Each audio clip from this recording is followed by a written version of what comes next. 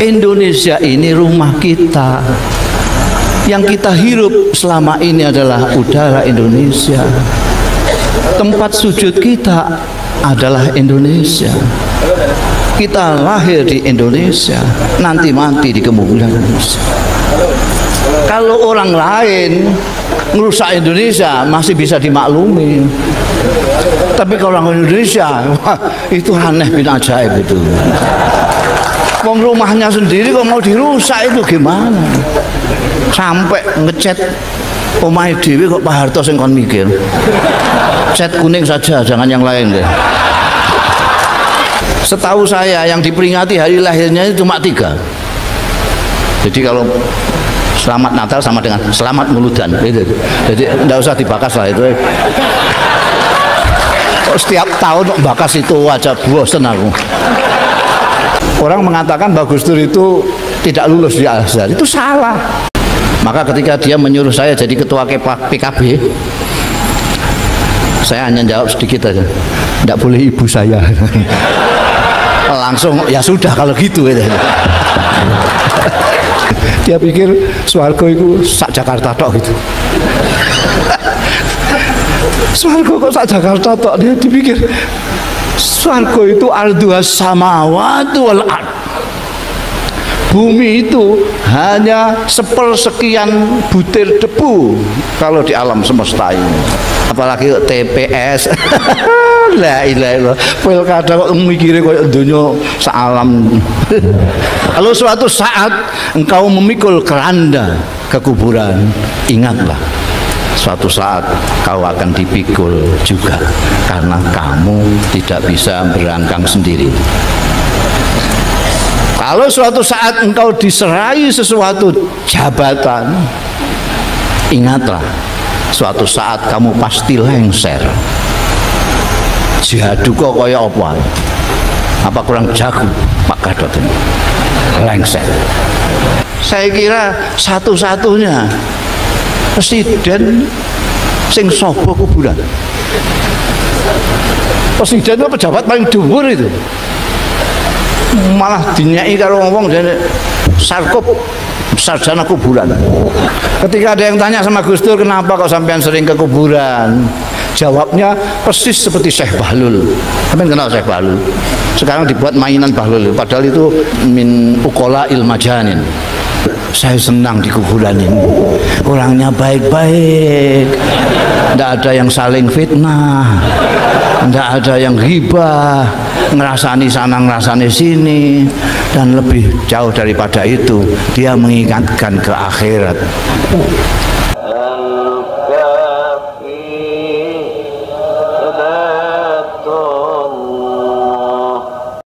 Assalamualaikum warahmatullahi wabarakatuh. Alhamdulillah nahmaduhu wa nasta'inuhu wa nu'minu bihi wa natawakkalu alaihi wa nastaghfiruhu wa natubu ilaihi wa na'udzu billahi min syururi anfusina wa min sayyiati a'malina. Man yahdihillah fala mudilla lahu wa may yudlil fala hadiya lahu.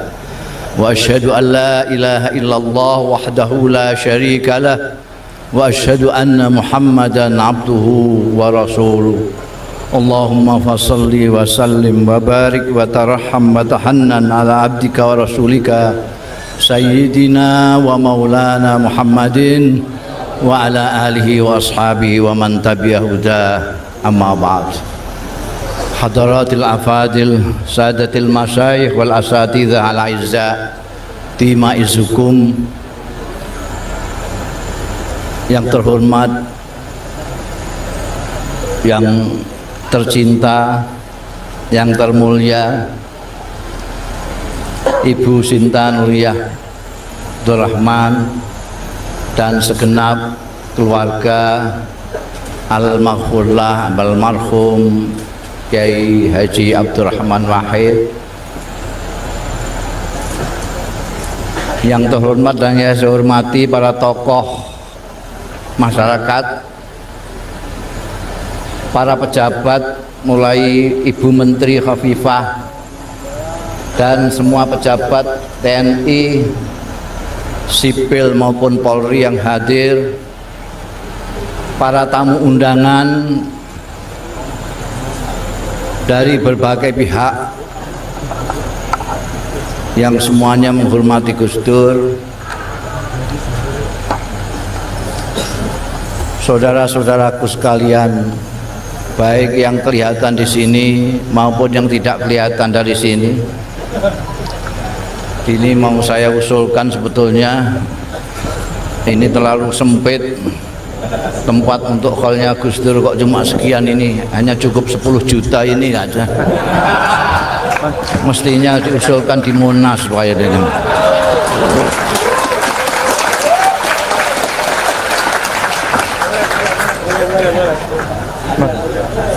Ibu-ibu, bapak-bapak, para sepuh, sepuh, saudara-saudaraku sekalian, saya kira sudah cukuplah kalau tausiah itu sudah cukup. Tadi sahabat saya, guru saya, tokoh Sulawesi, Kiai Haji Sanusi Baco, Mustasar Nahdlatul Ulama, sudah memberikan tausiah yang cukup.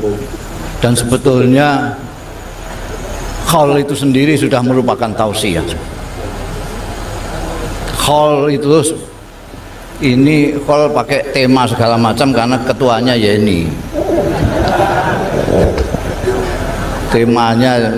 Tema kok semuanya untuk bangsa dan negara. Ini kholnya Gus Dur. Kok kholnya kok sepele gitu. Lah kita semua ini orang Indonesia. Apa yang kita lakukan untuk Indonesia semua, untuk bangsa semua, untuk negara semua. Iya enggak? Kita ini santrinya Gus Dur. Apa yang kita lakukan untuk Indonesia, untuk negara Indonesia, untuk bangsa Indonesia. Tidak usah digatekno tema.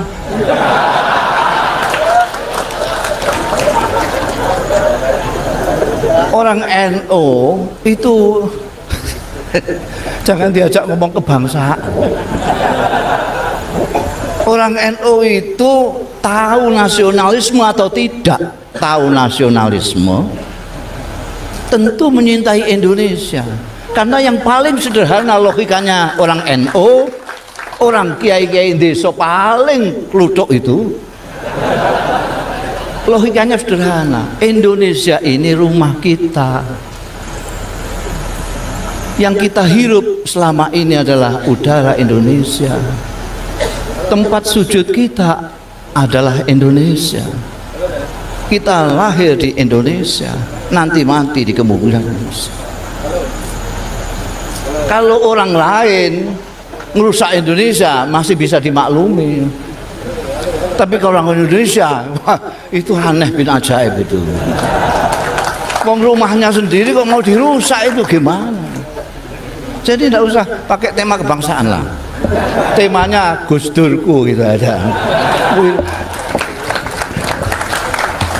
Alhamdulillah tadi karena saya diundang dan yang undang istimewa sekali. Bu Sinta Nuriyah sendiri datang ke Rembang.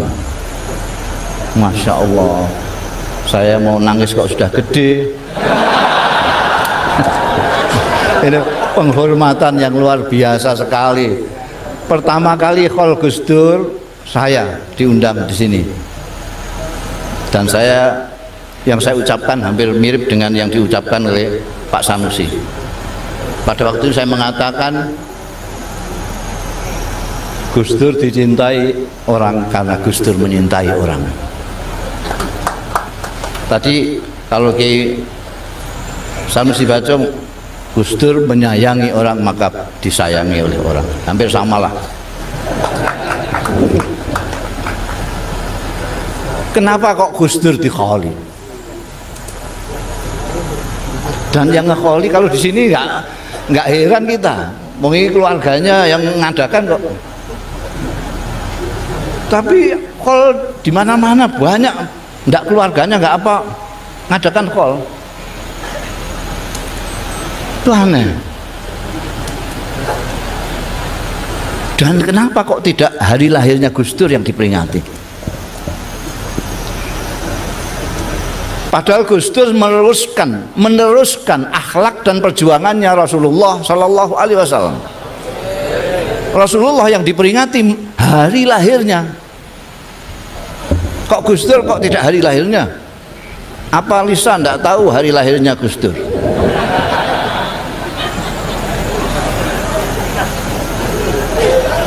Sudah pernah sampai pikir kenapa kok Kanjeng Nabi muludan kalau kiai kok hari wafatnya? Pernah sampai pikir? Belum pernah lah. Sampai udah lama tidak mikir. Nah, dulu kalau mikir diwakilno Pak Harto semua. Mau nanam padi Pak Harto suruh mikir. Pak Harto mikir sempat aja itu. Mau dodol cengkeh Pak Harto yang suruh mikir, jual di situ saja jangan di mana-mana. Sampai ngecat omahe dhewe kok Pak Harto sing kon mikir. Cat kuning saja jangan yang lain deh.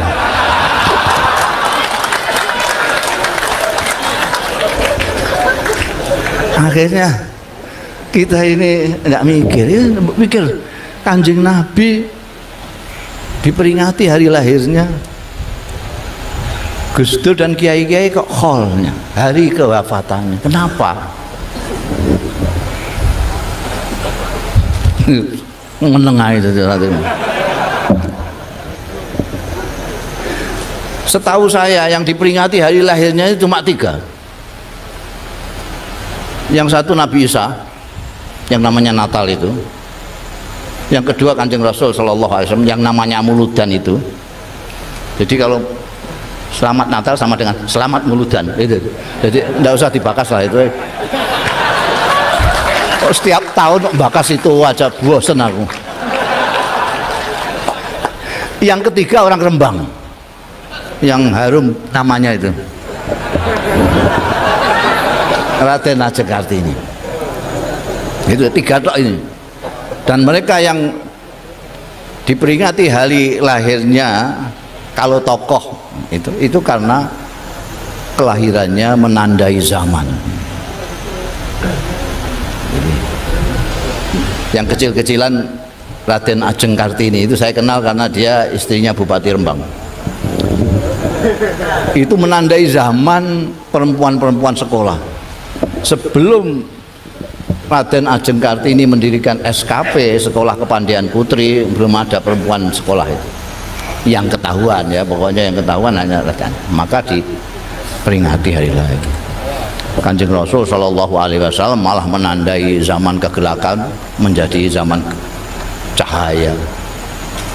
Nah, ada juga yang diperingati hari lahirnya itu Kid zaman now gitu.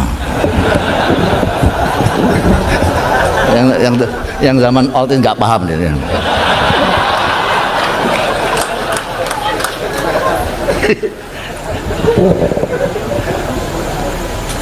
Jadi kalau kiai bagaimana?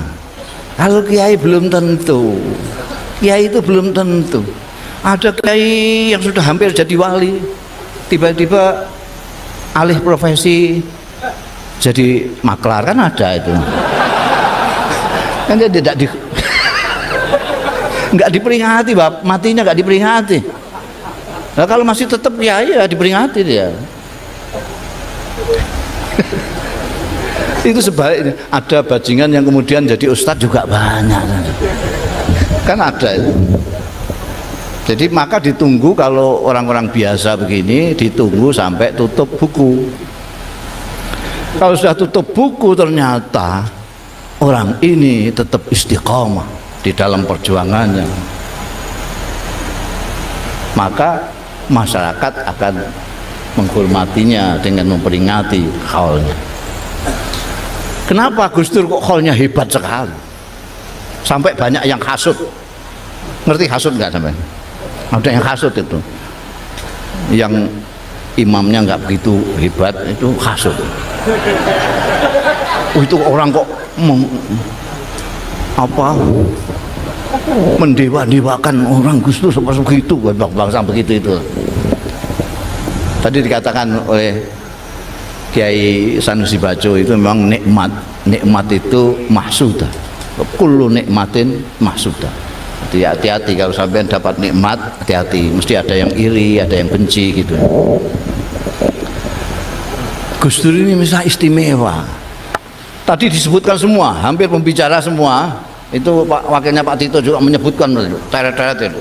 Gus Dur ini cuma kelihatan sedikit Pak. Nanti kita bilangkan Pak Tito ya kelihatannya. Gus Dur itu juga budayawan, seniman. Makanya yang datang sini ada Pak Eros Jarot, ada Sam Bimbo, ada ini juga agamawan tapi budayawan juga ini. Yang rambutnya gondrong ini. Romo Muji. Ya. Kenapa? Saya ingin hanya nambahi sedikit saja dari tadi keterangannya Kiai Sanusi Baco. Jadi tadi Kiai Sanusi Baco bercerita tentang ukhuwah Islamiyah, ukhuwah Nahdiyah, ukhuwah Islamiyah, ukhuwah Watoniyah, ukhuwah Basyariyah atau Insaniyah. Ini Gus Dur sudah di sini. Sampai nggak tahu yang di mana ini. Orang yang persaudaraan ke NO-nya saja masih sulit. NO dengan NO masih berkelahi. Jangan harap dia akan ke ukhuwah Islamiyah. Tidak bisa. Wong di NO saja tidak bisa rukun kok.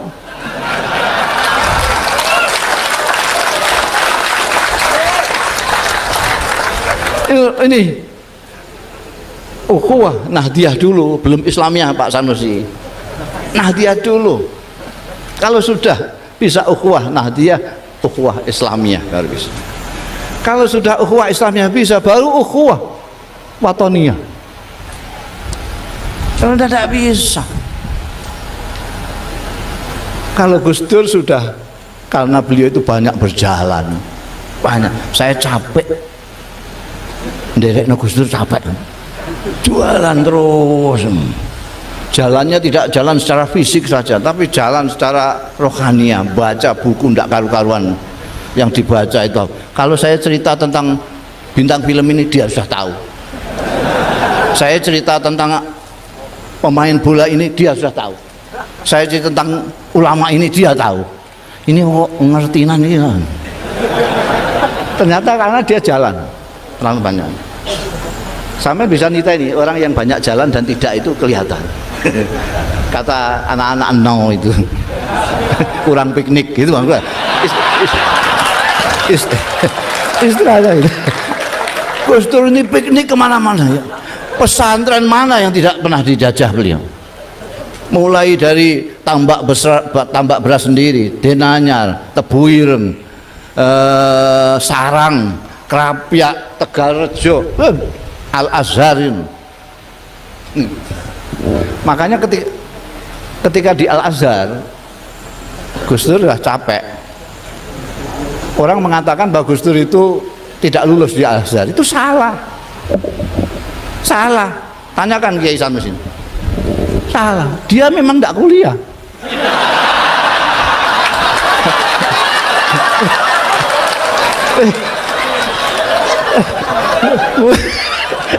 Gimana? Clear. Jadi itu ceritanya.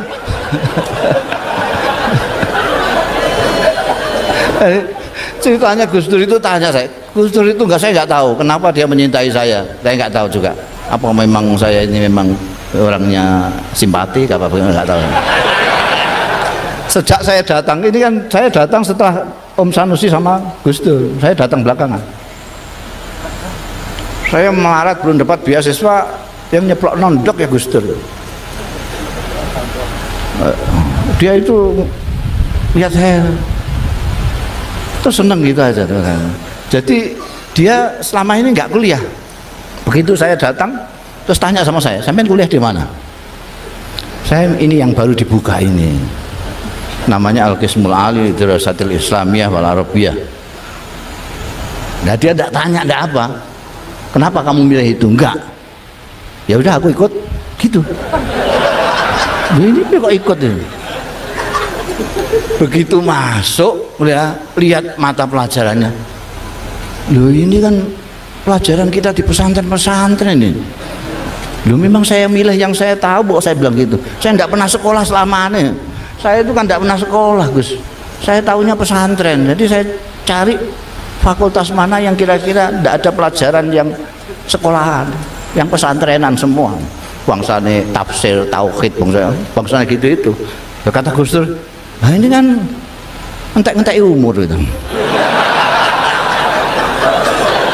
Ya terus lalu enggak kuliah, ya enggak kuliah sudah. Terus langsung kirim surat lamaran di Baghdad, diterima di sana, dan dia lulus lebih dulu dari saya.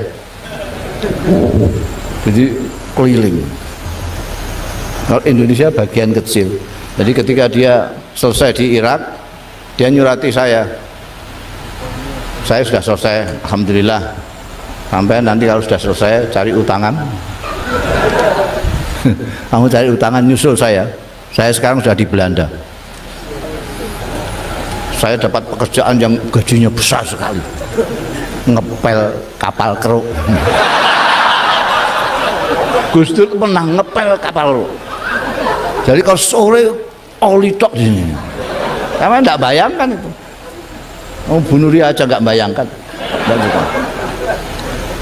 Sampai juga sudah saya carikan pekerjaan yang sesuai dengan sampean di bagian reklame. Untuk menggambar-gambar reklame itu kan. Dia tahu saya bisa gambar. Nanti kira-kira sekian bulan gaji kita sudah bisa untuk membeli mobil second. Kita nanti berangkat pulang lewat darat. Kawan-kawan yang akan kita lalui sudah saya kirimi surat semua. Rinci, nanti dalam perjalanan kita bisa bicara tentang Indonesia. Jadi sudah lama, dan tema baru sekarang.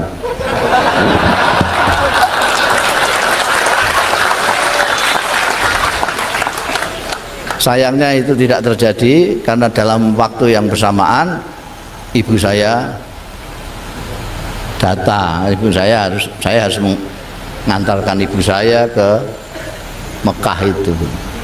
Gus Dur, begitu saya tahu ini ibu saya kok begini, ya ibu saja.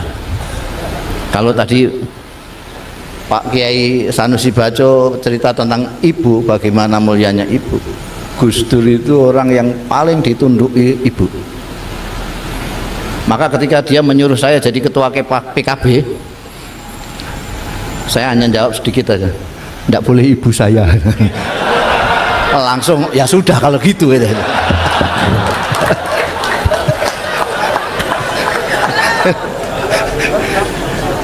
Kembali kepada ceritanya Gus Dur tadi ya. Jadi Gus Dur sampai, karena banyak berjalan, beliau sudah sampai kepada ukhuwah insaniyah. Sampean mungkin ukhuwah Nahdiyah saja masih tertatih-tatih, ukhuwah Islamiyah saja masih tidak terbayangkan gimana.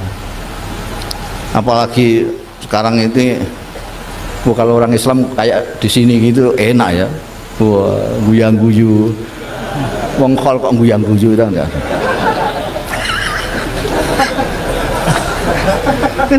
Enak. Beragama cara Gus Dur enak era karuan. Enggak pertentangan itu. Gelis tuwa, pertentangan gelis tuwa. Kamu yang 66 rasa pertentangan. Gusti Allah wis ngerti dapurmu sapa itu.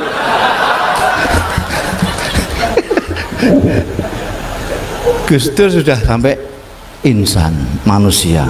Jadi beliau itu sudah manusia yang dipikirkan, tidak orang Islam tok. Jadi apalagi kok hanya politisi tok, hanya seniman tok, enggak. Ini sudah manusia. Ini kuncinya. Karena Gus Dur sudah manusia, maka yang dipikirkan juga yang manusia. Bisa memaklumi semua Gus Dur. Karena manusia itu memang diciptakan Tuhan macam-macam. Kan ada orang yang tidak tahu, disangkanya Gusti Allah itu menciptakan manusia itu khusus hanya segini. Menciptakan swarga itu hanya untuk orang segini. Dia pikir swarga itu sak Jakarta tok gitu. Swarga kok sak Jakarta tok. Dia dipikir swarga itu arduhas samawati wal ard. Bumi itu hanya sepersekian butir debu kalau di alam semesta ini. Anda buka YouTube pakai kunci bumi, klik, lihat itu kecilnya bumi. Bumi, matahari sekian, sini ada lagi guru, ini tidak kelihatan. Apalagi kok Jakarta, apalagi kok TPS. La ilaha illallah, pilkada kok mikire koyo donya salam.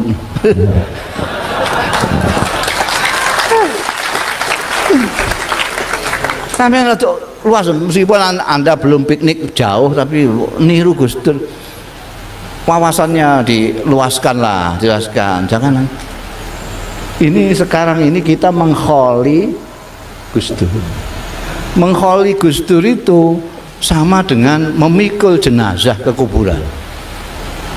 Ada orang memikul jenazah ke kuburan cengengesan, itu kuwalik udele.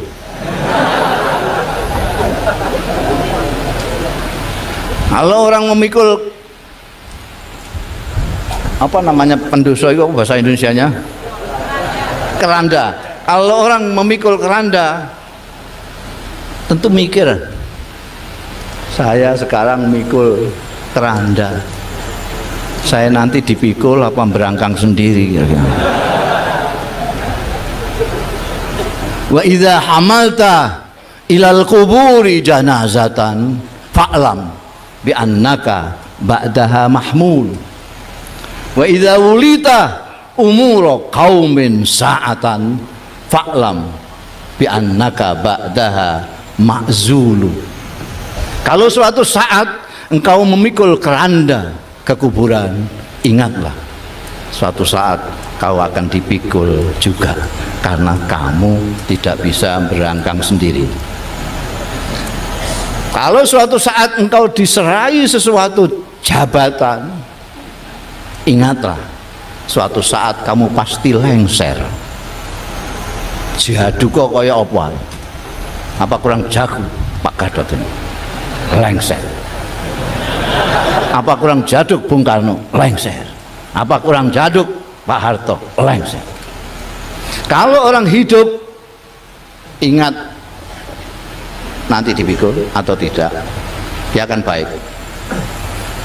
Jadi kita ngekholi ini juga harus mikir. Sekarang kita ngekholi Gus Dur, kita nanti dikholi apa hanya seperti ayam kepelindis kol gitu saja, orang geger sebentar sudah.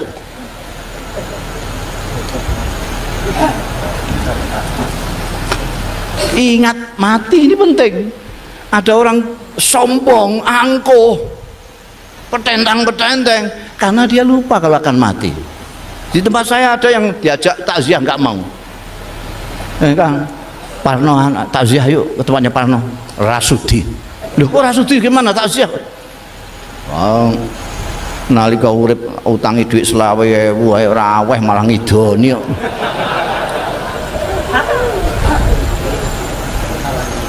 Ben kono direbung semut ra. Karena pada waktu hidup kalau orang pejabat ingat akan lengser, baik, pasti baik. Yang tidak baik itu karena dikiranya dia jadi pejabat seumur hidup. Wong Bung Karno yang sudah ditetapkan MPR saja presiden seumur hidup, akhirnya belum, masih hidup sudah lengser kok. Di tempat saya ada bupati yang ikut-ikutan, begitu Bung Karno diangkat sebagai presiden seumur hidup, bupati di Rembang diangkat sebagai bupati seumur hidup. Ternyata Bung Karno nggak jadi, dia pun nggak jadi. Terus jadi mantan. Dulu masih menjabat, wah kenal nggak kenal, kemana jangan dia, wah manggilnya kanjeng, kanjeng, mana kanjeng, nggak kenal barang. Wah. Setelah lengser Jangankan orang biasa, anak buahnya aja nggak nyapa. Karena dulu sering ditempelani. Akhirnya terus jalan-jalan itu kasihan lah itu. Pakai jasnya kegedean karena dulu gemuk. Tak ajak ngomong soal nostalgia zaman dia kuasa itu, wah senengnya bukan main. Jadi kita harus ingat. Nah ini saya belum tahu, barangkali ada yang tahu sampean. Ada orang tokoh, bukan hanya tokoh nasional tapi tokoh internasional, pernah jadi presiden, kiai segala macam, tapi sering ziarah kubur. Pernah ada yang kok menengai? Gus Dur ini saya kira satu-satunya presiden sing sobo kuburan. Presiden itu pejabat paling dhuwur itu, malah dinyai karo ngomong jadi sarkup, sarjana kuburan. Ketika ada yang tanya sama Gus Dur, kenapa kok sampean sering ke kuburan? Jawabnya persis seperti Syekh Bahlul. Sampean kenal Syekh Bahlul? Sekarang dibuat mainan Bahlul, padahal itu min uqala ilmajanin. Syekh Bahlul itu Abu Wahbin Al-Bahlul bin Amr As-Sayrafi Al-Kufi. Dia hidup pada zamannya Harunur Rasyid. Entah Gus Dur pernah baca itu atau kebetulan sama. Ketika ditanya jawabannya itu, sampai kok sering ke kuburan? Saya senang di kuburan ini, orangnya baik-baik, tidak ada yang saling fitnah, tidak ada yang ghibah, ngerasani sana ngerasani sini. Dan lebih jauh daripada itu, dia mengingatkan ke akhirat. Jadi kalau Gus Dur kan masih hati-hati, jadi pejabat masih hati-hati, itu karena sering ke kuburan. Nah sekarang ini ke kuburan musyrik kan? Ayah. Sekarang ini repot. Hal-hal yang bisa mengingatkan kita kepada sesuatu yang mulia itu mau dihilangkan. Muludan, sarana untuk mengingat pemimpin agung kita yang akhlaknya tadi sudah sebagian dikemukakan Kiai Sanusi Bajo, dibid'ahkan. Haul yang mengingatkan tokoh-tokoh yang berjasa kepada masyarakat dan mengingatkan kematian. Sekarang bahkan mengucapkan selamat ibu saja diharamno. La ilallah, iki mau isinya haram tok. Saya khawatir nanti di swarga itu yang ardua samawati wal ard isinya cuma mereka tok. Kasihan mereka, kesepian ya. Gondang gandung itu satu kancane.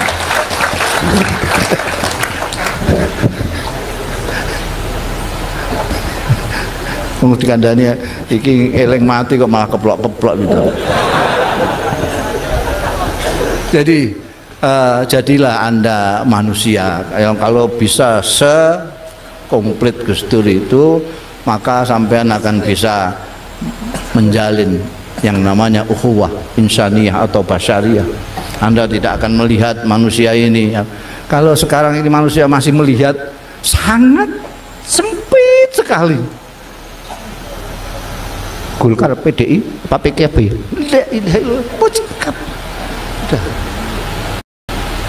Kalau orang PKB lihat Golkar kok enggak. Yang aneh NU ini. NU kalau ke Golkar pakai kacamata Golkar, kacamata NU ini ditinggal. Kalau ke PDI kacamata NU dicopot, yang dipakai ke kacamata PDI. Jadi kalau lihat sama-sama NU nya nggak kelihatan.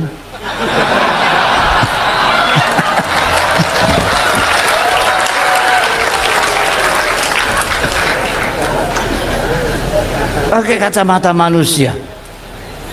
Pakailah kacamata manusia seperti Gus Dur. Nanti semua akan lihat wajahnya. Oh, ini balaku dewe, tunggal mbah. Tunggal mbah. Siapa? Minimal Mbah Adam. Kalau tidak Mbah Nuh, Adam kedua itu. Kalau kita pakai kacamata manusia, tapi kalau kacamatanya kacamata Islam, saya lihat orang itu kayak Romo Muji, iki wong ta ora itu. Apalagi sampai kacamatanya kacamata partai politik. La ilaha illallah, nyawang wong gak menungso itu. Paham sampean kok guyu?